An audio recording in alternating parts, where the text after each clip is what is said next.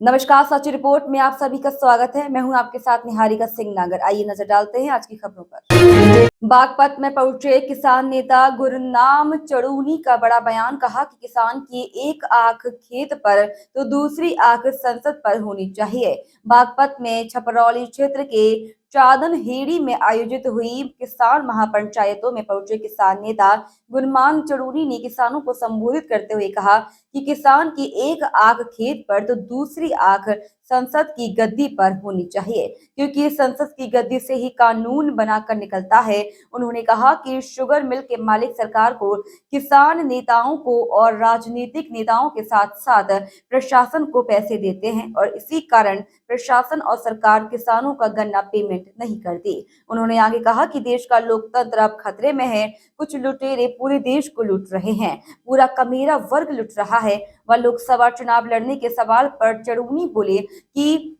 मैं चौधरी चरण सिंह की विचारधारा का हूं और किसान की लड़ाई लड़ने का संकल्प लिया है। गुरनाम चड़ूनी ने मुख्यमंत्री के बयान की शुगर मिल का विस्तारीकरण कर भाजपा सरकार ने चौधरी चरण सिंह को श्रद्धांजलि दी है कि बयान पर पलटवार करते हुए कहा कि वोट लेने के लिए यह बातें कही जाती हैं। उन्होंने कहा कि जब चीनी मिल के पास चीनी ही नहीं है तो क्या वह बेचकर किसानों के गन्ने का भुगतान करेगी। गन्ने का भाव उत्तर प्रदेश से ही मांग रहे हैं, पंजाब से ही मांग रहे हैं, हरियाणा से ही मांग रहे हैं। वो तो रूटीन का मैटर है। उसके लिए अगर कोई लड़ाई लड़नी पड़ी वो भी लड़ेंगे। अब दूसरी बात आपकी थी मीटरों की। हमारे वहां भी मीटर लगे थे, करीब 20 साल पहले की बात है, और वो हमारे ब्लॉक में सबसे पहले लगे थे। और उस वक्त में ब्लॉक प्रधान ही था। 20 साल से भी ज्यादा की बात होगी और सभी ट्यूबवेल उन्होंने लगा दिए थे। शुरुआती वहां से की थी। हमने 5 गांवों के मीटर तुरवाए लगाने लगे थे, वो 5, 7, 10 गांवों के लगा दिए थे।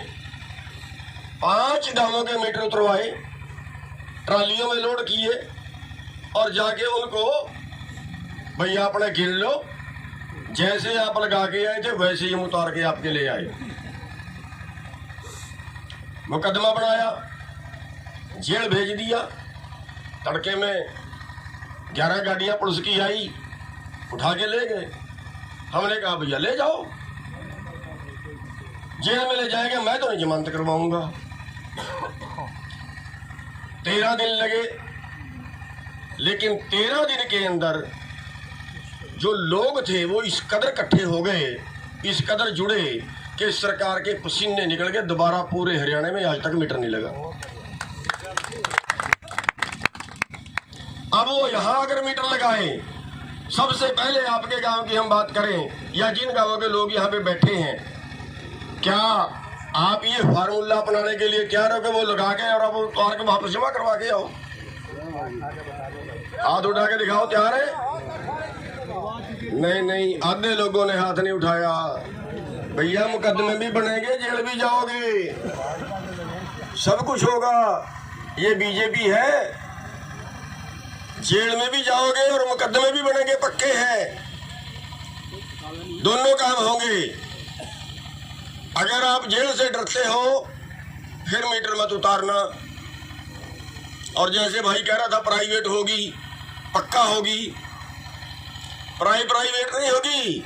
अब मैं आगे बात करूंगा तो बहुत लंबी हो जाएगी। खेती की उम्र 10 साल बची है।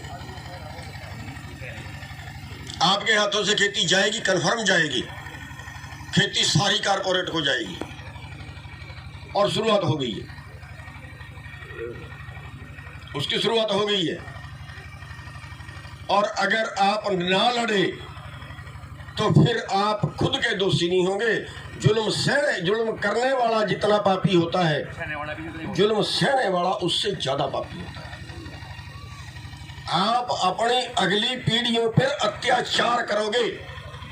अगर आप ना लड़े तो आप अपनी आने वाली नस्लों पे अत्याचार करोगे। उनके साथ जो होगा उसके दोषी आप होंगे। इसलिए लड़ना जरूरी है। और मैं एक बार फिर आपसे हाथ खड़े करवा के आपसे देखना चाहता हूं कितना जोश है, कितना आप करने की कैपेसिटी में हो। वो हाथ खड़ा करे जो मुकदमा झेल सकता है, वो हाथ खड़ा करे जो जेल में जा सकता है। बताइए आप लोग मीटर उतरवाने के लिए कितने लोग तैयार हो? पक्का? अरे भाई पड़ोसी देख लेना, जो हाथ नहीं उठा रहा ना उसके खेत पे सबसे पहले लगवा देना। तो साथियों मुसीबतें आएंगी, लठ भी लगेंगे, जेल भी जाना पड़ेगा, मुकदमे भी दर्ज होंगे। और इसके अगली जो बात है, वीरेंद्र तोमर की रिपोर्ट।